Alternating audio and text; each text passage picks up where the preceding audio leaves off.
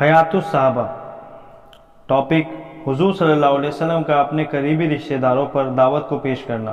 حضرت عائشہ رضی اللہ تعالیٰ عنہ فرماتی ہیں، جب یہ آیت اور ڈر سنا دو اپنے قریب کے رشتہ داروں کو اتری تو حضور صلی اللہ علیہ وسلم نے کھڑے ہو کر فرمایا، اے فاطمہ بنت محمد، اے صفیہ بنت عبد المطلب، اے اولاد عبد المطلب، اپنی بیٹی اور کوفی کو اور دادا عبد المطلب کی اولاد کو مخاطب کر کے فرمایا، اللہ سے لے کر تمہیں کچھ دینے میں میرا کوئی زور نہیں چلتا، ہاں میرے مال میں سے جو چاہو مانگ سکتے ہو۔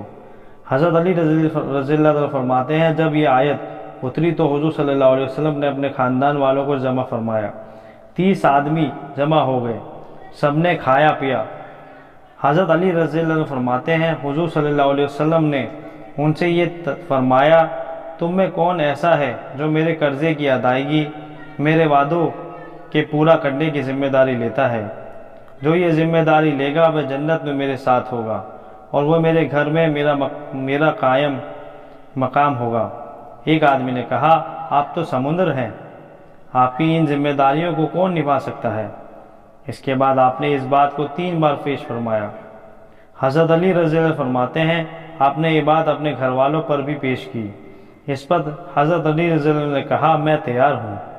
حضرت علی رضی اللہ عنہ فرماتے ہیں، حضور صلی اللہ علیہ وسلم نے بنو عبد المطلب کو جمع کیا یا آپ نے ان کو بلایا۔ یہ ایسے لوگ تھے ان میں ہر ایک سالم بکرا کھا جاتا تھا، 3 سا یعنی 10.5 سیر تک پی جاتا تھا، لیکن آپ نے ان کے لیے ایک مد 14 چھٹانگ کھانا تیار کیا۔ انہوں نے خوب پیٹ بھر کر کھایا، کھانا اتنا ہی رہا جتنا پہلے تھا، اس میں کوئی کمی نہیں آئی، ایسا لگ رہا تھا جیسے اسے ہاتھ ہی نہ لگایا ہو۔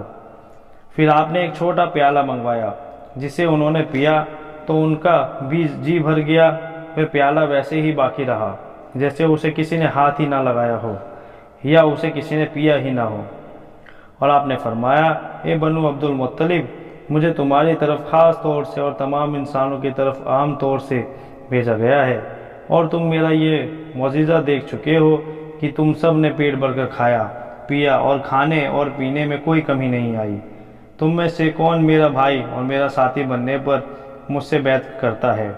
حضرت علی رضی اللہ عنہ فرماتے ہیں، کوئی بھی کھڑا نہ ہوا، میں کھڑا ہو گیا، حالانکہ میں ان سب میں چھوٹا تھا۔ آپ نے مجھ سے فرمایا، بیٹھ جاؤ۔ آپ نے ان سے 3 بار یہ مانگ کی، ہر بار میں ہی کھڑا ہوتا رہا۔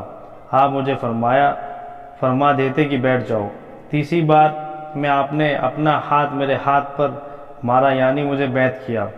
حضرت علی رضی اللہ عنہ فرماتے ہیں، جب یہ آیت ڈراؤ اپنے قریبی رشتہ داروں کو اتری تو حضور صلی اللہ علیہ وسلم نے فرمایا، اے علی، بکری کی ایک دستی کا سالن بنا لو اور ایک سا یعنی 3.5 سیر آٹے کی روٹیاں تیار کر لو۔ بنی ہاشم کو میرے پاس بلاؤ۔ اس وقت بنو ہاشم کی تعداد 40 یا 39 تھی۔ حضرت علی رضی اللہ عنہ فرماتے ہیں، بنی ہاشم کے جمع ہونے کے بعد حضور صلی اللہ علیہ وسلم نے کھانا منگوا کر ان کے سامنے رکھ دیا۔ ان سب نے خوب پیٹ بھر کر کھایا، حالانکہ ان میں سے کچھ ایسے بھی تھے جو اکیلے ہی سالم بکرا شوربے سمیت کھا گئے۔ پھر آپ نے ان کو دودھ کا پیالہ دیا، سب نے پیا، سب کا جی بھر گیا۔ تو ان میں سے ایک نے کہا، ہم نے آج جیسا جادو کبھی نہیں دیکھا۔ لوگوں کا خیال ہے کہ یہ کہنے والا ابو لہب تھا۔ دوسرے دن حضور صلی اللہ علیہ وسلم نے فرمایا، اے علی، بکری کی ایک دستی کا سالن بنا لو، ایک سا یعنی 3.5 سیر کے آٹے کی روٹیاں تیار کر لو اور دودھ کا ایک بڑا پیالہ تیار کر لو۔ حضرت علی رضی اللہ عنہ فرماتے ہیں، میں نے یہ سارا انتظام کر لیا۔ انہوں نے پہلے دن کی طرح خوب کھایا، خوب پیا، پہلے دن کی طرح کھانا اور دودھ بچ گیا، ان میں برکت ہو گئی۔ اس دن بھی ایک آدمی نے کہا، ہم نے ایسا جادو کبھی نہیں دیکھا۔ تیسرے دن حضور صلی اللہ علیہ وسلم نے فرمایا، اے علی، بکری کی ایک دستی کا سالن بنا لو، ایک سا یعنی 3.5 سیر کے آٹے کی روٹیاں تیار کر لو، دودھ کا ایک بڑا پیالہ تیار کر لو۔ چنانچہ میں نے سب کچھ تیار کر لیا۔ آپ نے فرمایا، اے علی، بنی ہاشم کو میرے پاس بلا لاؤ۔ میں ان سب کو بلا لایا، ان سب نے کھایا پیا۔ حضور صلی اللہ علیہ وسلم نے ان کے لیے کچھ کہنے سے پہلے ہی بات شروع کر دی اور فرمایا، تم میں سے کون سا ایسا ہے جو میرے قرضے کی ادائیگی کی ذمہ داری لیتا ہے؟ حضرت علی فرماتے ہیں میں چپ رہا، باقی لوگ بھی چپ رہے۔ آپ نے دوبارہ یہی ارشاد فرمائی۔ میں نے کہا اے اللہ کے رسول میں تیار ہوں۔ حضور صلی اللہ علیہ وسلم نے فرمایا تم اے علی یعنی اس کام کے لیے تم ہی مناسب ہو۔ ابن ابی حاتم نے بھی اسی مفہوم کی حدیث بیان کی اور اس میں یہ مضمون ہے کہ حضور صلی اللہ علیہ وسلم نے فرمایا تم میں سے کون میرا قرضے کی ادائیگی کی ذمہ داری لیتا ہے اور میرے بعد میرے اہل میں میرا کام قائم مکان بننے کے لیے تیار ہے؟ حضرت علی فرماتے ہیں کہ سب لوگ خاموش رہے اور حضرت عباس بھی اس ڈر کی وجہ سے خاموش رہے کہ حضور صلی اللہ علیہ وسلم کے قرضے کو ادا کرنے کے لیے کہیں ان کو سارا مال خرچ نہ کرنا پڑ جائے۔ حضرت علی فرماتے ہیں میں اس وجہ سے خاموش رہا کہ حضرت عباس رضی اللہ تعالیٰ عنہ مجھ سے عمر میں بڑے ہیں اور وہ پھر خاموش ہیں۔ پھر آپ نے یہ بات دوبارہ فرمائی۔ حضرت عباس پھر خاموش رہے۔ جب میں نے دیکھا تو میں نے کہا اے اللہ کے رسول میں تیار ہوں۔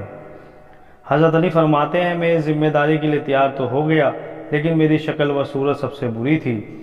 میری آنکھیں چوندیائی ہوئی تھی، پیٹ بڑا تھا، ٹانگیں پتلی تھیں۔ یہ حدیث مجمع پر دعوت پیش کرنے کے باب میں حضرت ابن عباس کی روایت سے پہلے ایک اور طرح سے گزر چکی ہے۔